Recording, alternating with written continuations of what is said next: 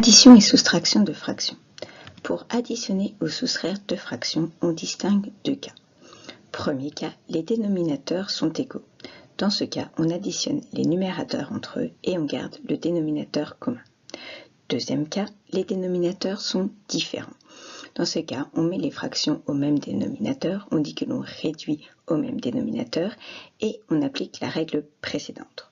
Voilà comment cela se traduit mathématiquement. Prenons quelques exemples.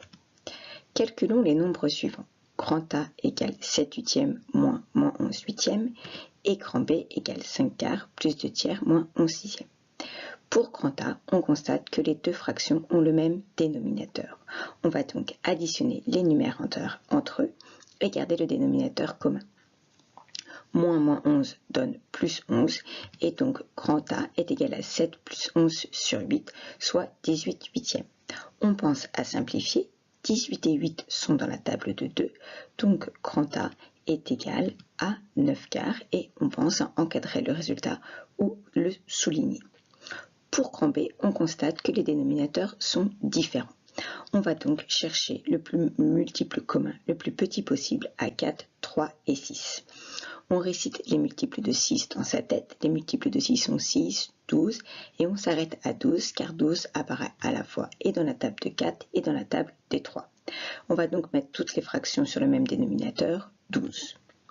Et on est ramené au cas précédent où on va additionner les numérateurs entre eux et garder le dénominateur commun. D'où le résultat grand B égale 1/12.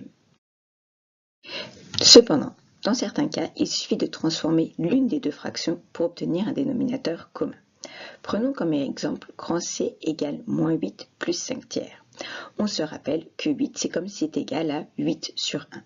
Il suffit donc de mettre 8 sur 1 sur le même dénominateur que 5 tiers et donc multiplier 8 et 1 par 3. Et on est alors ramené au cas précédent et grand C est égal à moins 19 tiers. Voilà.